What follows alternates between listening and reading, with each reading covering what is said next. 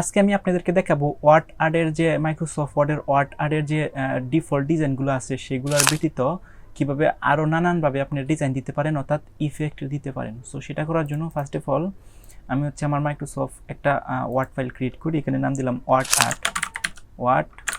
Art.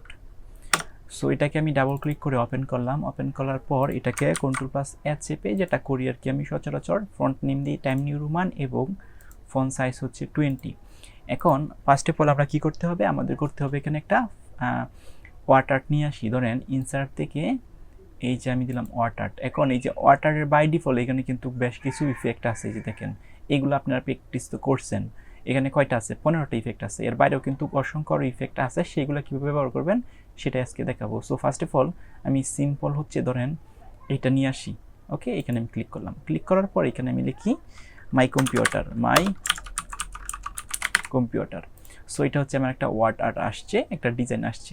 এখন এটাকে যদি আমি আরও ইফেক্ট দিতে চাই তাহলে এটার মধ্যে আমি ক্লিক করলাম। ক্লিক করার পর এখানে দেখেন শেপ ফরম্যাট নামে একটা ট্যাব কিন্তু ওপেন হয়ে যাবে। সো এটা ওপেন হয়ে যাওয়ার পর আপনারা হচ্ছে এই দেখেন শেপ ইফেক্টে যাবেন। এই যে এখানে শেপ ইফেক্ট, আমি আবার বলতেছি, এরকম একটা ওয়ার্ড আর্ট আনার পর আপনি এটার উপরে ক্লিক করবেন। ক্লিক করার পর এখানে শেপ ফরম্যাট নামে একটা ট্যাব ওপেন হবে। সেই ট্যাব থেকে এখানে লেখা দেখবেন শেপ ইফেক্ট, সেখানে আপনি ক্লিক করবেন। তো সেই শেপ ইফেক্টে ক্লিক করার পর বিভিন্ন প্রকার ইফেক্ট কিন্তু আপনি পাবেন। এই যে ধরেন প্রিসেট, সো প্রথমে আছে প্রিসেট। তো প্রিসেটের এখানে আমি একটাতে ক্লিক করি, ধরেন এটাতে ক্লিক করলাম।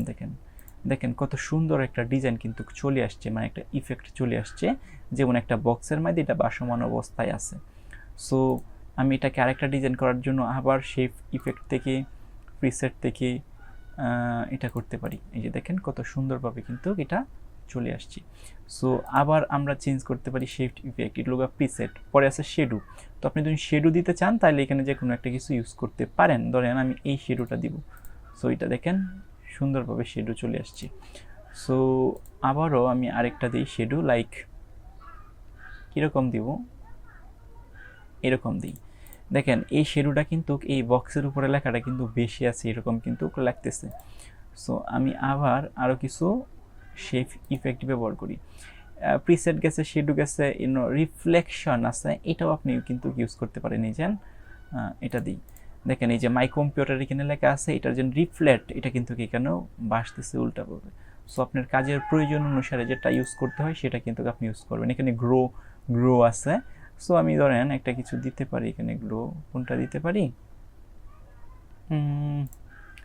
এটা দিতে পারি না, ওইটা না, আরেকটা দিই আমি। ধরেন হচ্ছে এখানে যে ইফেক্টগুলো আছে সেই ইফেক্টগুলো কিন্তু আপনি কার্সর নিলে কিন্তু এখানে প্রিভিউ কিন্তু দেখা যাবে। আচ্ছা, এরপরে আমরা যাই হচ্ছে সফট, এরপরে আছে ব্রাইফের যদি আমরা যাই, ধরেন কীরকম দিতে পারি, একটা প্র্যাকটিস করে দেখাই। ধরেন এটা দিলাম বা এটা দিলাম। এই যে দেখেন এটা কিন্তু এই সিস্টেম কিন্তু ডিজাইন কিন্তু আসছে। সো এভাবে কিন্তু আপনাদের যে শেপ ইফেক্ট আছে সেই ইফেক্টগুলো কিন্তু আপনি চেঞ্জ করতে পারেন। দেখেন 3D রোটেশন আছে। তো 3D রোটেশন যদি আপনি ইউজ করতে চান তাহলে যে কোনো 3D রোটেশন কিন্তু আপনি ইউজ করতে পারেন। এই যে দেখেন 3D রোটেশন। সো এগুলো কিন্তু কীভাবে আপনি ইউজ করতে পারেন। সো এভাবে এই যে শেপ ফরম্যাট থেকে শেপ ইফেক্ট থেকে এখানে যা যা আছে সেইগুলো কিন্তু আপনারা ব্যবহার করতে পারেন। ঠিক আছে?